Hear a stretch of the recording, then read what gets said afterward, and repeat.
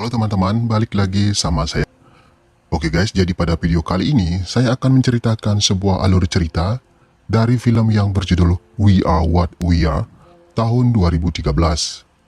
Film ini akan menceritakan sebuah kisah di sebuah daerah yang mana selama beberapa bulan terakhir, daerah itu telah melaporkan beberapa orang hilang secara misterius.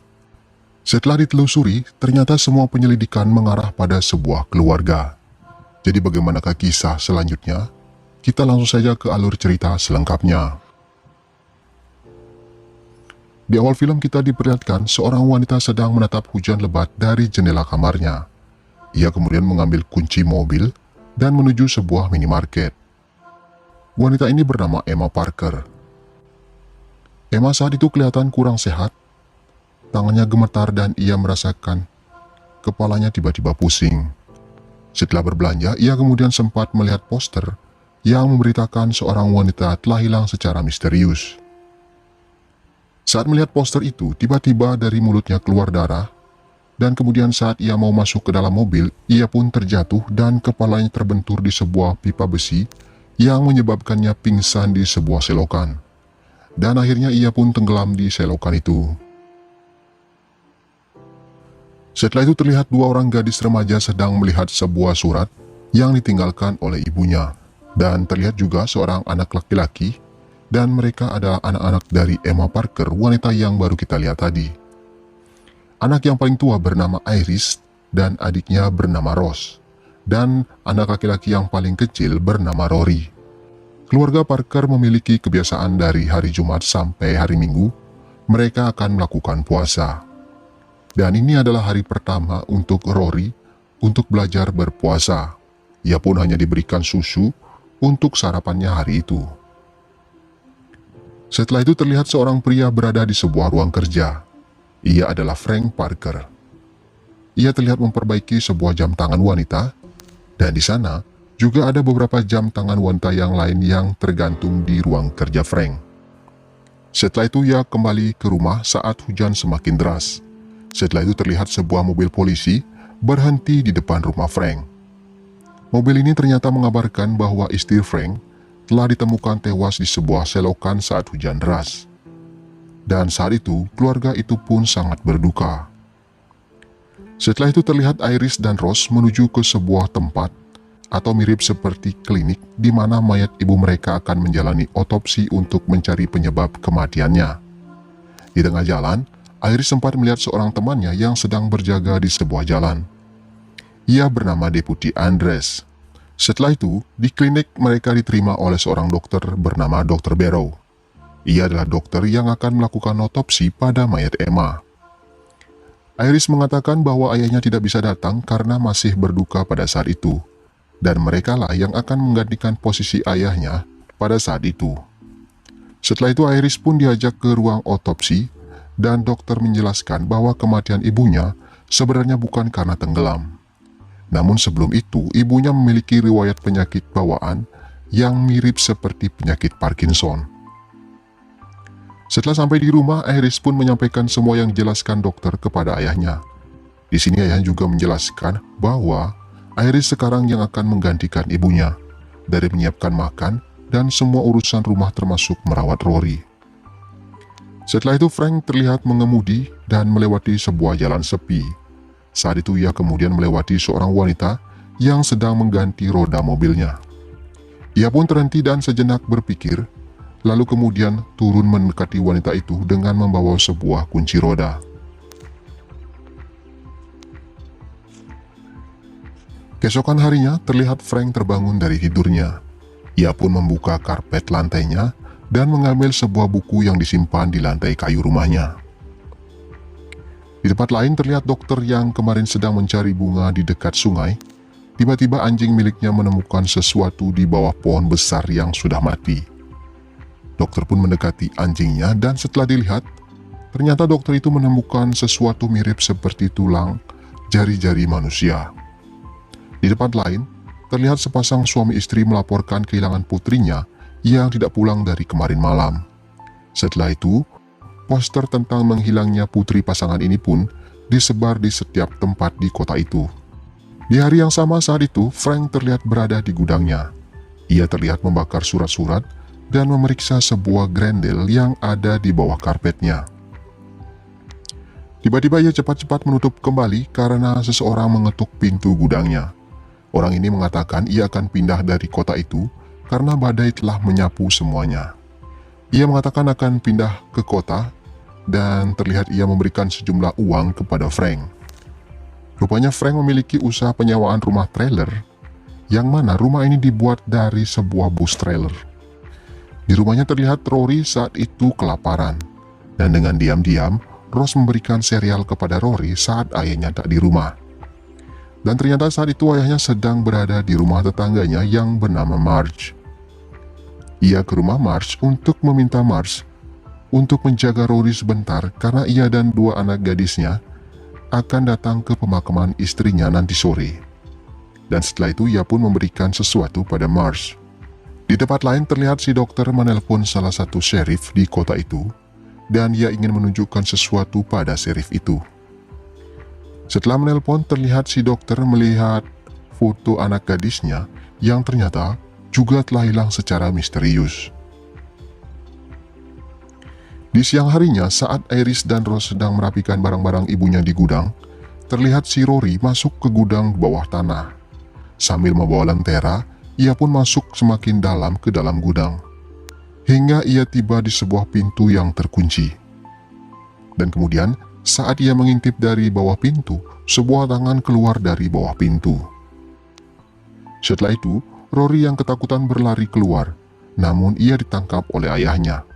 Frank saat itu sangat marah karena ia sudah dilarang untuk masuk ke gudang itu. Dan dari sini, kita bisa menarik kesimpulan bahwa ternyata Frank memiliki sebuah ruangan lain di bawah ruang kerjanya, dan tempat itu digunakan untuk menyekap orang-orang yang ia culik, termasuk wanita yang terakhir kita lihat saat ia memperbaiki mobilnya di jalan itu. Setelah kejadian itu, di sore harinya Frank berangkat untuk menghadiri pemakaman istrinya, dan Rory dititipkan di rumah Marge. Saat Marge mendongeng untuk Rory, terlihat Rory memainkan jempol Marge sambil sesekali ia menjilat-jilat lidahnya seakan-akan ia terlihat kelaparan saat melihat jempol Marge. Saat di pemakaman terlihat juga Anders dan dokter yang melakukan otopsi pada mayat Emma menghadiri pemakaman itu.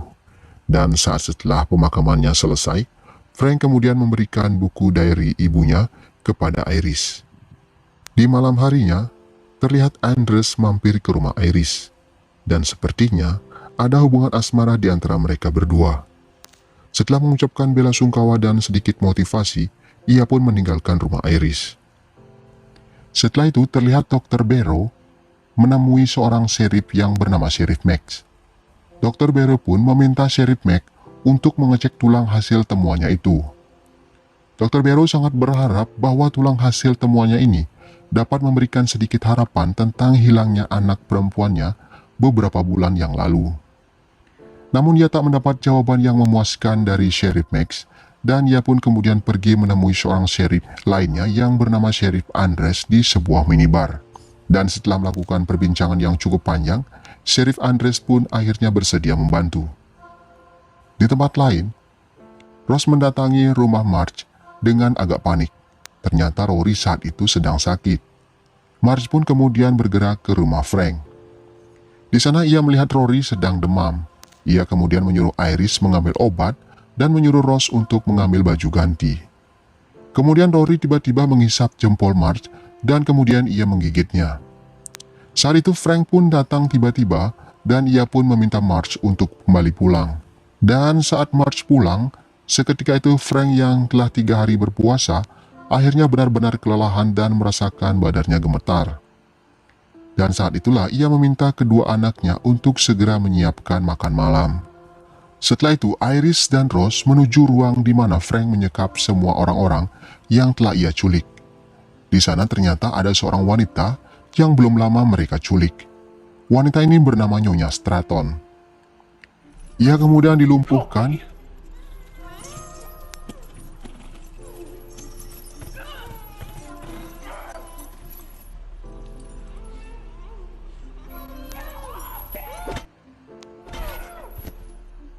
dan akhirnya disajikan sebagai makan malam untuk keluarga itu. Frank dan keluarganya pun kemudian menikmati menu malam itu dengan pakaian serba rapi.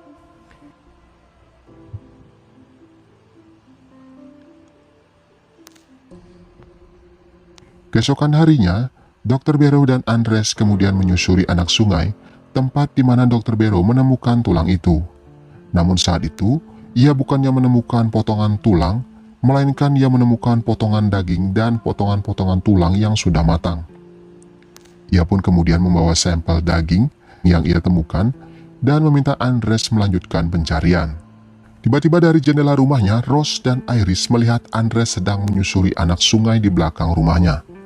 Takut ketahuan oleh Andres, Iris pun menghentikan pekerjaan Andres dengan mengajaknya mampir ke rumahnya. Di sana Andres memperlihatkan sebuah gigi manusia yang ia dapat dari sungai itu. Iris kemudian berusaha menjelaskan bahwa di atas rumah mereka ada beberapa kuburan tua dan kemungkinan gigi itu adalah gigi dari mayat di kuburan itu yang terbawa banjir. Untuk meyakinkan Andres, Iris pun akhirnya mengajak Andres ke kuburan itu. Dan rupanya, Iris membawa sebuah pisau lipat yang akan ia gunakan untuk menghabisi Andres. Setelah berjalan cukup jauh, tibalah mereka di kuburan itu. Dan di kuburan itu juga, Andres ternyata menyatakan cintanya pada Iris. Dan akhirnya Iris pun menyerahkan dirinya pada Andres. Namun aksi mereka akhirnya ketahuan oleh Frank, yang akhirnya Andres dihabisi oleh Frank saat itu juga. Di tempat lain, Dr. Barrow yang sedang berada di kliniknya memeriksa potongan tulang dan daging yang ia dapat. Di sana ia mendapati bahwa itu adalah potongan tulang manusia yang dagingnya telah habis diambil. Ia pun kemudian mencari buku-buku tentang kanibalisme, dan akhirnya ia pun menemukannya. Di dalam buku itu dijelaskan bahwa ciri-ciri orang yang suka makan daging manusia adalah lambat laun. Orang yang suka makan daging manusia akan mengalami gangguan saraf seperti tangan bergetar, kerusakan saraf lainnya, dan juga Parkinson. Dan semua itu mirip seperti data autopsi yang ia temukan saat mengotopsi mayat istri dari Frank. Setelah menghabisi Andres, Frank lalu mengubur mayatnya, membakar bajunya, dan membawa pistol dan ponselnya ke rumahnya. Di tempat lain, Dr. Barrow berusaha menghubungi Andres, namun selalu tidak ada jawaban. Di saat yang sama, Iris yang sangat bersedih karena kekasihnya dibunuh oleh ayahnya sendiri, kemudian mendapatkan saran dari Rose. Rose berencana mengajaknya dan membawa Rory kabur dari rumah itu.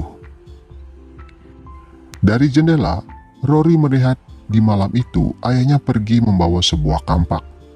Ia terlihat mengayunkan kapaknya ke sebuah pohon besar.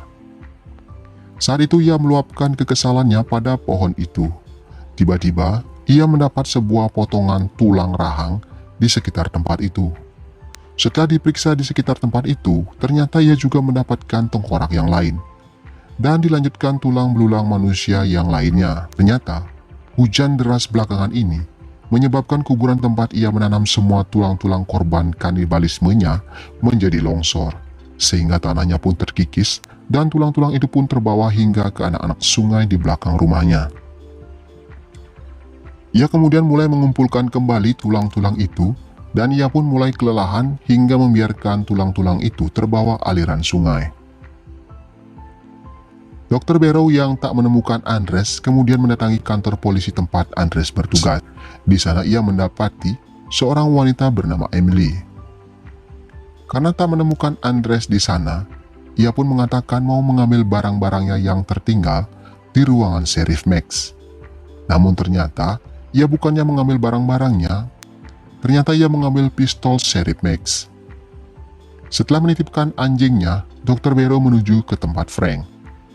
Tapi sebelum berangkat ke sana, ia mengirimkan pesan ke ponsel Andres, yang ternyata tanpa sepengetahuan Dr. Barrow, ponsel Andres sudah berada di tempat Frank. Frank yang saat itu sedang menyiapkan makan malam mengambil ponsel Andres yang saat itu berdering. Pesan dari Dr. Barrow pun dibaca oleh Frank. Di dalam pesannya, Dr. Barrow mengatakan bahwa ia menemukan sebuah keanehan pada keluarga Frank, dan sekarang ia akan menuju ke rumah Frank.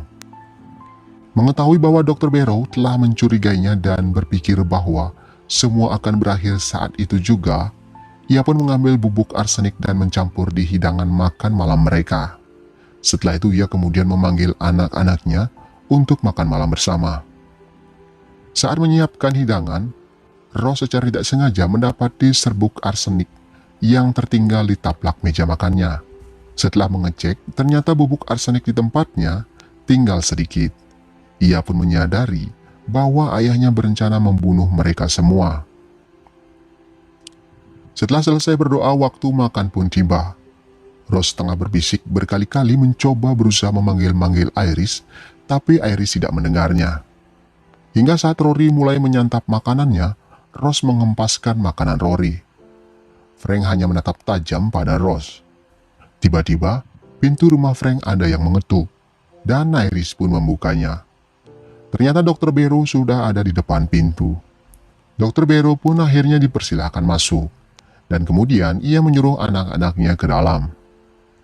Di sana, Dr. Barrow menemukan bahwa Iris memakai ikat rambut milik anak gadisnya. Selain itu, ia pun memperhatikan jari-jari tangan Frank yang gemetaran yang merupakan ciri-ciri orang yang menjalani hidup dengan cara kanibalisme. Kemudian, ia pun menanyakan keberadaan Andres pada Frank, namun Frank mengelak. Ia mengatakan tidak tahu akan hal itu. Setelah itu, Dr. Barrow juga mengatakan bahwa ia menemukan penyakit langka pada saat mengotopsi mayat istri Frank, yang ternyata penyakit yang diderita istri Frank disebabkan karena gaya hidup kanibalisme atau pemakan daging manusia. Melihat Frank yang merespon negatif, Dr. Barrow mengeluarkan pistolnya, dan ia juga mengatakan bahwa ia melihat Iris memakai ikat rambut anaknya, dan ia pun menanyakan keberadaan anaknya pada Frank. Frank yang merasa terdesak dengan semua pertanyaan Dr. Barrow, kemudian mengambil pistol Andres yang ia simpan di lacinya, dan menembak Dr. Barrow saat itu. Di saat bersamaan, Iris pun datang dan berusaha melindungi Dr. Barrow. Dr. Barrow yang sempat melepaskan tembakannya mengenai Frank. Frank pun terjatuh dan kepalanya terbentur di sudut meja. Dr. Barrow kemudian mendekati Iris, dan saat ia melihat keadaan Iris, tiba-tiba Frank sudah menghantamnya dengan teflon. Setelah itu, Frank mengejar Ross dan Rory yang kabur dari rumahnya. Mereka pun berlari hingga ke rumah Marge. Untungnya Marge cepat-cepat membukakan pintu.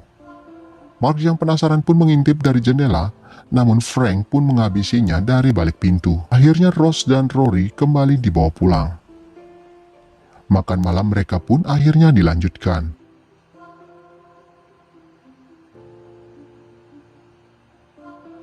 Dan sebelum makan, ia mencium anaknya satu persatu.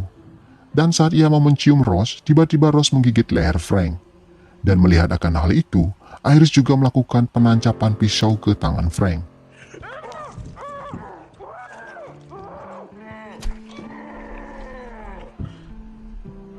Dan akhirnya mereka pun memakan ayam mereka sendiri saat itu. Saat itu semua terjadi, Dr. Barrow yang setengah sadar pun melihat semua kejadian itu. Dan ia adalah satu-satunya saksi kanibalisme dalam keluarga Frank. Dan Ross kemudian mendekati Dr. Barrow yang sudah sadar. Ia lalu memberikan ikat rambut milik anak gadisnya. Setelah itu, film pun diakhiri dengan perginya Iris dengan membawa adik-adiknya bersamanya. Oke, sekian dulu rangkuman film kali ini. Terima kasih bagi yang sudah mau nonton. Jangan lupa di klik like, subscribe, dan di share. Kita ketemu lagi di video berikutnya.